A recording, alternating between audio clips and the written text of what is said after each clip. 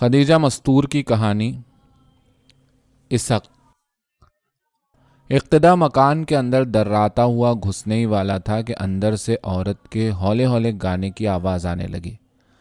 इसक में यूं ही बेसुकून कटती हैं जिंदगानियाँ। और वो एकदम ठिठक कर खड़ा हो गया। ये बात है, वो सोचने लगा, जब ही हॉस्टल छोड़ के यहाँ रह गया है। तालिबे इल्मी का ज़माना और ये हरकतें। उसका दिल चाहा कि वो चला भी जाए अंदर और फिर देखे कि क्या हो रहा है, लेकिन वो गाने वाली औरत का लिहाज कर गया और उसने ज़ोर से जंजीर खटखटाई। गाने की आवाज़ बंद हो गई। अंदर जूतियों की सटपट होने लगी और ज़रा ही देर बाद बंद दरवाजे खुल गए। अब उसके सामने 22-23 साला औरत खड़ी थी। भारी भरकम कूल्हे, गंदुमी रंग, मैली कुचैली, नीली साड़ी पहने और हाथों में गीला आटा लिसला हुआ। कौन है आप? औरत ने उसे बहुत गौर से देखने के बाद पूछा। जमील साहब हैं, उसने औरत से उल्टा सवाल कर दिया। जी हाँ, सो रहे हैं, औरत ने लजा कर जवाब दिया और उसकी सियाह आंखों को फूले हुए चिकने चिकने पपोटों ने छुपा लिया। मैं जगा लूंगा, उसने कहा और औरत दरवाजे के पास से एक तरफ हट गई तो वो अंदर दाखिल हो गया। वो सो रहे हैं। औरत सामने छोटे से कमरे की तरफ उंगली से इशारा करके बावर्ची खाने में चली गई। उसने सरसरी नज़र से छोटे से मकान का जायज़ा लिया और जमील के कमरे में दाखिल हो गया। जमील अपने साफ सुथरे बिस्तर पर बेखबर सोया हुआ था। उसे इस तरह बेखबर सोया हुआ देखकर इक़्तिदा का दिल चाहा कि जमील की फाख्ता उड़ा दी जाए। बचपन में दोनों किस कदर दुश्मन थे एक दूसरे की नींद के, जहाँ सोता पाते और उड़ा दी जाती फाख्ता, और अब बड़े होने के बाद भी वो एक दूसरे की नींद के दुश्मन ही रहे। लेकिन उस वक्त उसे फाख्ता उड़ाने का सामान कहाँ से मिलता। वो उसके तलवे में गुदगुदी करने लगा। ओह हो, जमील ने करवट ली और फिर बेखबर हो गया। उसने फिर जोर से गुदगुदाया। अरे सोने भी दे, वो आंखें बंद किए बड़बड़ाया। इख्तिदा मुस्कुराया और उचटती सी नज़र से सामने बावर्ची खाने में बैठी हुई औरत को देखा। वो जल्दी जल्दी रोटियां पका रही थी। अबे क्या औरत के ख्वाब देख रहा है? उसने जमील को जोर से झंझोड़ डाला और वो हड़बड़ा कर उठ गया। ज़रा देर तक वो हैरत से इक़्तिदा को देखता रहा और फिर एकदम उससे लिपट गया। कितने दिन बाद आया है तू? ओफ़ो, पूरे 2 साल। वो दोनों एक दूसरे से लिपटे पलंग पर बैठ गए। दरअसल बड़ा मसरूफ़ रहा और फिर छुट्टी भी ना मिली जो आ सकता। और हाँ, वो कौन है? भाभी। उसने बावर्ची खाने की तरफ इशारा किया। भाग, जमील ने उसके बाजू पर घूंसा मारते हुए कहा। नौकरानी है। और आहिस्ता आहिस्ता कहने लगा, बड़ी बदमाश है और बकौल उसके मुझसे इसक करती है और न जाने कितनों से कर चुकी होगी। जमील ने एक ज़ोरदार कहकहा लगाया। है तो यार अच्छी, कुछ नमकीन सी। तुझे अब नमक तो न मंगाना पड़ता होगा। हाँ ऊँ, अभी छोड़ इन बातों को। चल मुंह हाथ धोया जाए फिर खाना खाएं। तू भी भूखा होगा, 1 बज रहा है। आज ये देर से आई थी खाना पकाने, जमील ने कहा और फिर दोनों कमरे से कुछ दूर बने हुए छोटे से गुस्ल खाने में मुंह धोने चले गए। इतने में औरत ने गर्म गर्म रोटियां और कौरमे से भरी हुई डिश मेज़ पर लाकर रख दी। वो दोनों तौलियों से मुंह पोंछते हुए आए और कुर्सियां खींचकर खाने बैठ गए। अच्छा पकाती है खाना, इक़्तिदा ने कहा। हाँ, इसीलिए तो इसे रखे हुए हूँ, वरना कब का निकाल चुका होता। साली सब में कहती फिरती है कि मैं इससे इश्क करता हूँ और वो मुझसे इसक फरमाती हैं। जमील ने बावर्ची खाने की तरफ गर्दन घुमाई। ए बहू, पानी तो लाओ, या सीने पर घूंसे मार मार करने वाले उतारूं? वो शरारत से मुस्कुराया। जी लाई। इक़्तिदा ने अपनी नज़रें कमरे से बाहर दौड़ाईं। बहू फुर्ती से गिलास साफ कर रही थी। बहू खासा मीठा लफ्ज़ है। क्या इसकी शादी हो चुकी है? अरे नहीं, ये तो मैं यूं ही इसे बहू कहने लगा हूँ। सच यार, बड़ी बेगैरत औरत है। ऐसी बेबाकी से इश्क व मोहब्बत की बातें करती है कि बाज़ वक्त तो मुझे शर्म आने लगती है। हाँ, लेकिन देखने से तो नहीं मालूम होता कि ये ऐसी होगी। कैसी लजाई लजाई सी लगती है, इक़्तिदा ने निवाला बनाते हुए कहा। खूब। और ये नहीं देखा कि कूल्हे कैसे फेंक फेंक कर चलती है? बदमाश, यही तो पहचान है बुरी औरतों की, जमील ने कहा। लेकिन यार ये तो बताओ कि आखिर मामला चला कैसे? क्या तुम खुद से इश्क करने लगे? नहीं भाई, इस बार जब तुम आए हो तो ये जानते ही थे कि मैं हॉस्टल में लड़कों से किस कदर नाला था। ना खुद पढ़ते ना पढ़ने देते। मैंने भी हॉस्टल छोड़कर ये छोटा सा मकान ले लिया और होटल में कर लिया खाने का इंतज़ाम। लेकिन थोड़े ही दिनों बाद वहाँ के खाने से तबीयत ख़राब हो गई तो मेरे एक दोस्त ने इस औरत को खाना पकाने के लिए यहाँ रख दिया। पहले ये उन्हीं के यहाँ काम करती थी। और जमील चुप हो गया। बहू पानी लिए आ रही थी। रख दो यहाँ मेज़ पर। तुम ऐसी जालिम हो कि मेरे दोस्त को बगैर पानी के आधा खाना खिलवाया, जमील ने हंसकर कहा, और बहू उस पर एक तिरछी नज़र डालती हुई कमरे से निकल गई।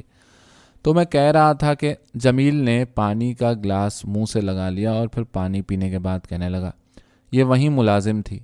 कहीं एक दिन मेरे दोस्त ने इसे छेड़ दिया कि मुझे तुमसे इश्क है, शादी करूंगा तो बस तुम्हारे साथ, वरना नहीं। फिर क्या था, इसने मुलाजमत और इश्क दोनों के सख्त फ़राइज़ अंजाम देना शुरू कर दिए। चंद दिन बाद मेरे दोस्त की शादी होने लगी तो वो डरा कि कहीं ये मेरी बीवी से कुछ ना बक दे।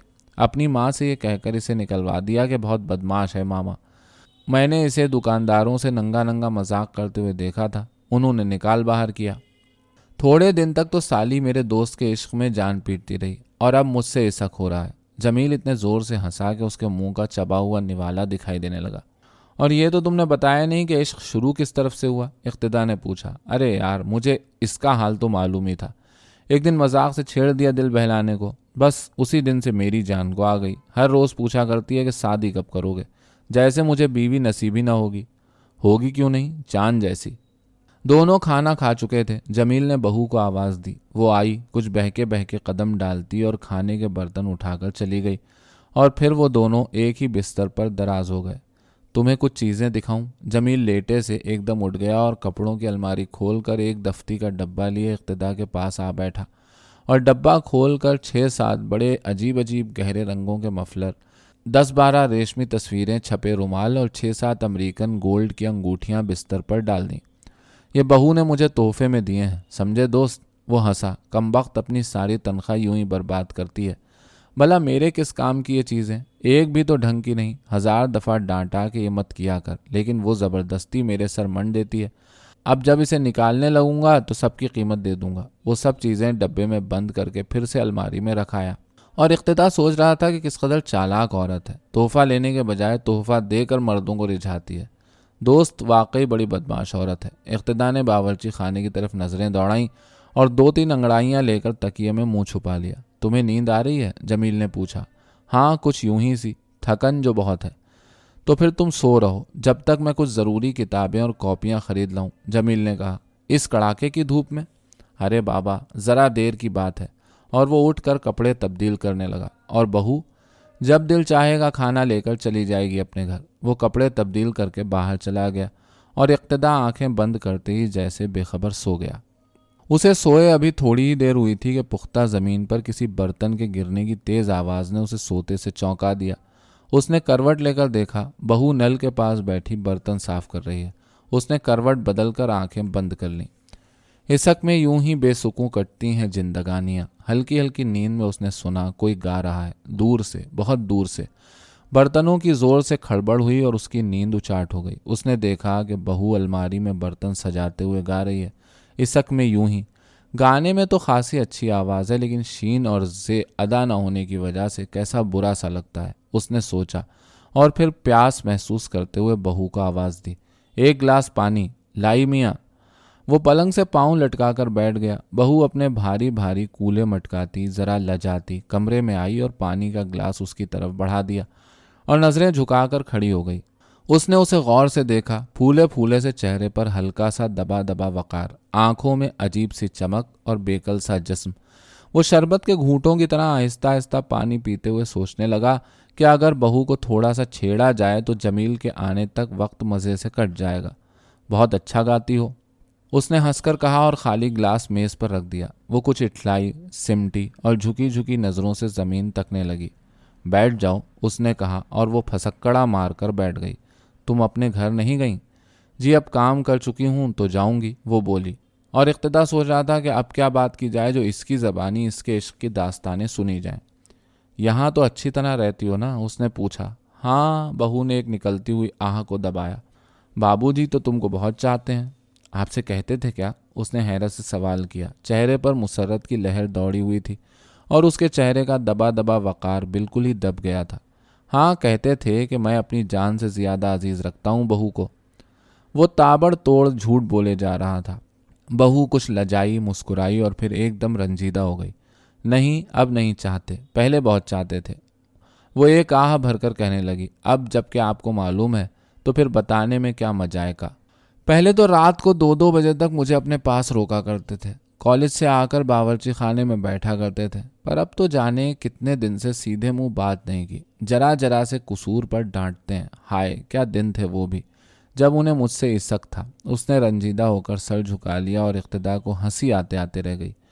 इश्क होता ही बड़ा जालिम है। इक्तदा ने अपनी हंसी से फड़फड़ाते हुए होंठ दांतों तले दबा लिए कि कहीं हंसी निकल गई तो फिर बहू की बातें एकदम खत्म हो जाएंगी।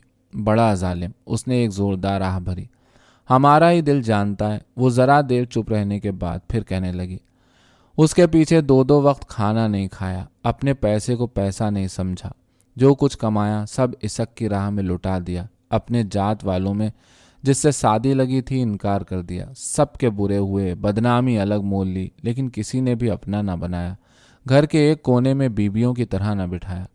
हाँ, उसने ठंडी सांस भरी। अब वो बेहद रंजीदा हो रही थी। कौन जात हो? धुनी है। तुमने बुरा किया जो शादी ना की। उसे जरा देर के लिए बहू की हालत पर रहम आ गया। कैसे करते? इस जमाने में एक बाबूजी के यहाँ नौकरी करते थे, उन्हें मुझसे इसक हो गया, कहने लगे कि मैं तुमसे शादी करूंगा। मैंने अपने लोगों में इनकार कर दिया। तो अब कर लो तुम अपनी जात में शादी। अब नहीं करूंगी। अब तो वो लोग मुझे जरा भी अच्छे नहीं लगते, मैले कुचैले, ना अंग्रेजी पढ़े लिखे, और फिर वो लोग क्या जाने आप लोगों जैसा इसक करना। पहले तो खैर मैं अपने ही लोगों में शादी करती, लेकिन अब। उसने नज़रें झुका ली। हाँ सच है, वो मुस्कुराया, आंखें जो फट गई हैं हम लोगों को देख देख कर। उसने सोचा, अब तक तुमसे कितनों ने मोहब्बत की होगी। जिनके यहाँ नौकरी की उन सब ने मुझ पर जान दी, मगर अफसोस किसी ने भी निभाहा नहीं।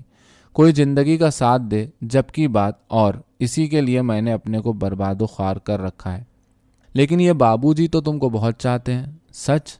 हाँ हाँ, इक्तदा ने उसे यकीन दिलाने के लिए बहुत ही संजीदगी से कहा, और वो सर झुकाकर न जाने क्या क्या सोचने लगी। वो गौर से उसके चेहरे को देखने लगा। कुछ बेचैनी, कुछ मुसर्रत और हल्की सी मायूसी के मिले जुले जज्बात उसके चेहरे से नुमायां थे।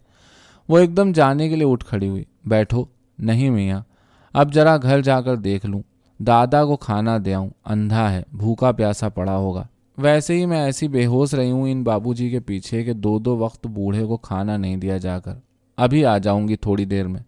वो कूल्हे मटकाती हुई कमरे से निकल गई और बावर्ची खाने का दरवाज़ा बंद करके बाहर चली गई।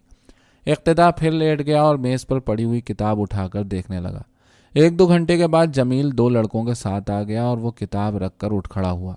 ये मेरे बचपन के दोस्त मिस्टर इक्तदा हैं और ये मेरे क्लास फेलो मुनीर और नवाब। जमील ने तीनों का तारुफ एक दूसरे से करा दिया और वो हाथ मिलाकर कुर्सियों पर बैठ गए। बहू नहीं आई अब तक, वरना चाय का दौर चलता, जमील ने कहा। अच्छा, बहू नहीं है, जभी तो मैं कहूँ कि घर कुछ सूना सूना हो रहा है और तुम भी परेशान से दिखाई दे रहे हो, मुनीर ने कहा, और सब जोर से हंस पड़े। इतने में बहू आ गई और सबकी नज़रें उसकी तरफ उठ गईं। उस वक्त वो सफ़ेद साड़ी पहनकर और बालों को संवार कर आई थी और होठों पर गुलाबी रंग भी लगा हुआ था। ये दादा को देखने तो क्या, दरअसल ठाठ करने गई थी, इक्तदा ने सोचा। चाय बनाओ जल्दी से बहू, जमील ने कहा, और बहू चूल्हे में आग जलाने लगी। तुम्हारी बहू कैसा मिसिर मिसिर काम करती है। नवाब ने बावर्ची खाने की तरफ नज़रें दौड़ाईं। बहू जो है बेचारी, मुनीर मुस्कुराया, और फिर इश्क का मौसम है इसलिए भी गरीब मस्त रहती है। इक्तदा हंसा। जमील कुछ फातिहाना तरीके पर अकड़ कर बैठ गया। अगर मुझे ऐसी मामा मिल जाए तो दोस्त कुछ दिन के लिए ज़िंदगी का लुत्फ आ जाए। नवाब ने अपनी चोंच जैसी नाक के नथने फड़फड़ाए। और मैं तो, मुनीर ने मुंह में आया हुआ पानी गट से निगल लिया और सब पर हंसने का दौरा पड़ गया। लेकिन जैसे ही बहू चाय की ट्रे उठाए अंदर आने लगी, सब संजीदा हो गए। जमील ने मेज़ खिसकाई और कुर्सियां उसके गिर्द डाल दी। बहू ने ट्रे मेज़ पर रख दी। इक्तदा प्यालियों में चाय बनाने लगा। बैठ जाओ, मुनीर ने कहा, और वो सुकड़ कर एक कोने में बैठ गई। बहू, हम लोगों ने सोचा है कि जमील का इम्तिहान होने के बाद चुप से तुम्हारी और इनकी शादी कर दें, नवाब इंतहाई संजीदगी से कहने लगा, और चुपके से इसलिए कि इनके वालिदैन को खबर ना हो। बहू ने हैरत से नवाब को देखा, जैसे उसे इस बात पर यकीन ना आ रहा हो। नवाब तो हमेशा उसे भाभी कहकर मजाक किया करता था, उसने कभी ऐसी संजीदगी से बात ही न की थी। आप तो हंसते हैं भैया, बहू ने लजाकर साड़ी का पल्लू सर पर खींच लिया। नहीं, मैं मजाक नहीं कर रहा हूँ। नवाब और ज़्यादा संजीदा हो गया। आप लोगों की मर्जी, सास ससुर की तो खिदमत करके और पाँव पड़ के मना लेंगे। उसने सर झुका लिया। मुनीर और इक्तदा और जमील हंसी रोकते रोकते बेदम हुए जा रहे थे। नहीं बहू, तुम फिक्र न करो, सब ठीक हो जाएगा। इक्तदा ने उसे इत्मीनान दिलाया। जमील अपने दीदे मटका रहा था। नहीं नहीं जी, हम सब साथ देंगे बहू का। और फिर कोई बात भी है कि ऐसा ना हो? आखिर जमील भी तो इसक करता है, मुनीर ने कहा। जी हाँ, आप ही लोगों का आसरा है। और बहू सचमुच बहू की तरह लजाकर कमरे से भाग गई। अच्छा, आप सब लोग घूमने चलेंगे? मुनीर चाय की खाली प्याली जोर से तश्तरी में रखते हुए कुर्सी से खड़ा हो गया। ज़रूर, इक़्तिदा बोला। और फिर सब छोटे से आईने में बारी बारी अपनी टाइयों की गिरहें दुरुस्त करने के बाद कमरे से बाहर निकल आए। क्या पकेगा शाम के लिए? बहू ने जमील से पूछा। बिल्कुल बीवियों की तरह बात करती है तुमसे, नवाब ने अंग्रेज़ी में कहा। हाँ, जमील हंसने लगा। जो दिल चाहे पका लेना, जमील ने बहू की तरफ देखकर कहा। और वो इस कदर लजाई कि दोहरी हो गई, चेहरे पर खून छलकने लगा। बहुत खुश है आज, कितने ही दिन बाद जो मैंने सीधे मुंह बात की है ना, जमील ने अंग्रेजी में कहा। और फिर सब हंसते हुए बाहर निकल गए। रात के 10 बजे इक़्तिदा और जमील वापस हुए। सहन में दोनों के लिए पलंग बिछे हुए थे और साफ सुथरे बिस्तर चांदनी में लेट जाने की दावत दे रहे थे। बहू बावर्ची खाने में दीवार से पीठ लगाए बैठे बैठे सो रही थी। जूतों की चिरमिर से एकदम जाग उठी, फिर जल्दी जल्दी खाना निकालने लगी। वो दोनों कपड़े तब्दील करने के बाद खाना खाने बैठ गए और बहू करीब ही ज़मीन पर बैठकर निखरे हुए चांद को घूरने लगी। इक़्तिदा का दिल चाहा कि बहू को छेड़ा जाए, लेकिन बहुत देर तक घूमने से उसकी तबीयत मुकद्दर सी हो रही थी और जमील भी खामोश था। खाने के बाद दोनों अपने बिस्तरों पर दराज हो गए। बहू ने बर्तन बावर्ची खाने में रख दिए और फिर बैठकर चांद को घूरने लगी। इस औरत को हर वक्त कोई ना कोई आंख लड़ाने के लिए मिलना ही चाहिए। तुम नहीं बोल रहे तो चांद से इश्क हो रहा है। आखिर इक़्तिदा से ना रहा गया और उसने अंग्रेजी में कह ही दिया। सख्त आवारा है, जमील ने भी अंग्रेजी में जवाब दिया। अब जाओ बहू अपना खाना लेकर, जमील ने बड़ी ही बेजारी से कहा। बहू उठकर बाहर जाने लगी। खाना नहीं लिया तुमने? जमील ने डांट कर पूछा और वो मुड़ कर खड़ी हो गई। भूख नहीं है आज बाबूजी। इश्क से पेट भरेगी आज, इक़्तिदा बहुत ही दबी सी आवाज़ में बोला और फिर ज़ोर से कहने लगा। नहीं, खाना ले जाओ, आखिर तुम्हारा दादा भी तो भूखा होगा। बहुत अच्छा, बहू ने अपना खाना निकाला और फिर जाने के लिए दरवाजे की तरफ मुड़ी। बहू तड़के ही आ जाना, इक़्तिदा सुबह गाड़ी से जाएंगे, चाय में देर न हो। बहू के जाते जाते जमील ने हुक्म लगाया और जब वो चली गई तो उसने उठकर दरवाजे बंद कर लिए। सुबह जल्दी उठना था, इसलिए दोनों सोने की कोशिशें करने लगे। सुबह तड़के अपने करीब होती हुई खुसुर फुसुर से इक़्तिदा की आंख खुल गई, लेकिन ये देखते ही उसने जल्दी से आंखें बंद कर लीं कि बहू जमील के पास बैठी बड़ी अजीब अजीब नज़रों से उसे देख रही थी। मैं कहता हूँ कि अब यहाँ से हट जाओ, वरना इक़्तिदा जाग पड़ेगा। अच्छा, जाती हूँ। इक़्तिदा ने कनखियों से देखा कि बहू जमील के पैरों पर झुकी हुई प्यार कर रही है। मेरे आका, मेरे सरताज, वो पाँव चूमते हुए गुनगुनाई और जमील जल्दी से अपने पाँव समेट कर बैठ गया। सुबह का तारा दम तोड़ रहा था और सड़क पर तांगे की पहियों की गड़गड़ाहट शुरू हो गई थी। बहू बावर्ची खाने में चली गई। इक़्तिदा को उसके यूं पाँव चूमने पर तरस आ रहा था, लेकिन जब उसने ये सोचा कि न जाने कितनों के पाँव यूं ही चूम चुकी होगी तो उसके दिल में नफरत के जज्बात उमड़ने लगे। उठो, जमील ने उसे सोया हुआ समझकर जगाया और वो आंखें मलता हुआ उठ गया। और फिर ज़रूरियात से फारिग होने के बाद दोनों ने मुंह हाथ धोया, फिर कपड़े तब्दील कर चुके तो बहू ने चाय का सामान मेज़ पर सजा दिया। वो चाय पीने लगे। चाय के बाद जमील ने इक़्तिदा का सूटकेस उठाया। बहू इस तरह मुंह बिसूरे खड़ी थी जैसे उसे इक़्तिदा के जाने का सख्त रंज हो रहा हो। सलाम बहू, हमें अपनी शादी में भूल न जाना, दरवाजे से बाहर निकलते हुए उसने कहा और जमील हंस दिया। 4 साल बाद इक़्तिदा फिर अपने दोस्त जमील और उसकी नई नवेली बीवी से मिलने आया हुआ था। आज जमील और उसकी बीवी कहीं टी पार्टी में मदऊ थे, इसलिए वो उस वक्त तन्हा पड़ा एक किताब देख रहा था और जब वो पढ़ते पढ़ते उकता गया तो उसे बहू का ख्याल आ गया। इस बार जब वो आया था तो बहू की वजह से उसका दिल बहला रहा था। जब से वो आया था उसने कैसा कैसा चाहा कि बहू के मुताल्लिक़ जमील से पूछे। बहू को ये मालूम है या नहीं कि वो यहीं कॉलेज में मुलाजिम हो गया है, और क्या वो कभी उसे मिली भी या नहीं। अब किससे इसक हो रहा है, लेकिन वो एक बात भी न पूछ सका।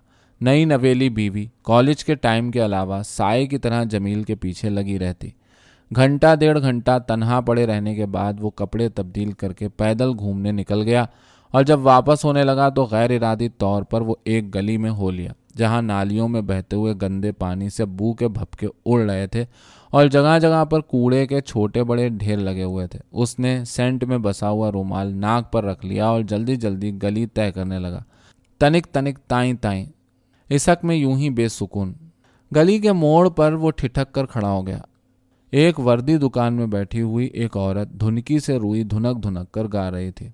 उसके चलते हुए पांव रुक गए और वो बेसाख्ता पुकार उठा, अरे बहू तुम यहाँ? इख्तिदा मियाँ आप? बहू ने झुका हुआ सर उठाया और आंखें फाड़ फाड़ कर इख्तिदा को यूं देखा जैसे उसे यकीन ना आ रहा हो कि वो इख्तिदाई है। इधर इख्तिदा भी हैरत से बहू को देख रहा था। बिल्कुल लुटा लुटा सा चेहरा और बिल्कुल दुबली और ढली हुई। कैसे हैं आप इख्तिदा मियाँ? मैं तो बिल्कुल ठीक हूँ, उसने जवाब दिया और कहने लगा, तुम अपनी सुनाओ, क्या तुमने नौकरी करना छोड़ दी है जो ये काम कर रही हो?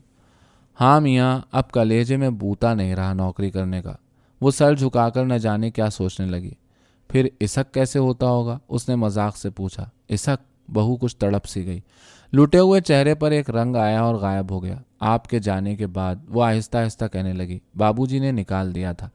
फिर मुनीर मियाँ और नवाब मियाँ ने अपने अपने यहाँ नौकर रखा। उन्होंने भी 4 दिन की मोहब्बत की और निकाल बाहर किया। फिर दूसरी बहुत सी जगहों पर भी काम किया तो उन्होंने भी। वो बेहद रंजीदा होकर रुई के ढेर को तकने लगी। उम्र भर गुलामी करती रही। वो जैसे ख्वाब में बड़बड़ाई और इख्तिदा को ऐसा महसूस हुआ कि किसी ने उसके दिल पर बर्छी मार दी है। तुमने शादी नहीं की अपने लोगों में? इख्तिदा ने यूं ही पूछ लिया। नहीं मियाँ, अपने लोग तो मुझे जरा भी अच्छे नहीं लगते। मैले कुचैले, न पढ़े न लिखे। और फिर वो लोग क्या जाने आप लोगों में इसक करना। बगैर शादी के भी जिंदगी कट ही जाएगी। वो कुछ देर को जैसे सोच में पड़ गई। मियाँ बड़े बड़े दुख झेले। वो फिर कहने लगी, दादा मर गया। पंचायत ने मुझे अपने मोहल्ले से निकलवा दिया इसी इसक के कारण। अब ये काम करती हूँ, पेट भरने को पैसा मिल ही जाता है। उसने नज़रें झुका दी। इख्तिदा ने देखा कि उसके चिकने चिकने पपोटों पर पूरी न होने वाली तमन्नाओं की शिकनें पड़ गई थी। 2 आदमी सूट में मलबूस अंग्रेजी में बातें करते हुए आगे बढ़ गए। बहू उन्हें इश्तियाक से देखने लगी। अब इस गली में रहती हूँ और जब कभी इधर से कोई आप लोगों जैसा आदमी जाते हुए देखती हूँ तो बीता हुआ जमाना याद आ जाता है। और उसकी आंखों से मोटे मोटे आंसू बह निकले। बहू, इख्तिदा के होठों से कई दबी दबी आहें निकल गईं। दिल में एक टीस सी होने लगी। उसने चाहा कि बहू को कुछ तसल्ली दे, लेकिन जबान ने उसका साथ न दिया। बहू रोए जा रही थी। उसने महसूस किया कि वो बहू के आंसू देखने की ताकत नहीं रखता और वो एक लफ्ज़ बोले बगैर आगे बढ़ गया। तनिक तनिक ताई ताई, इसक में।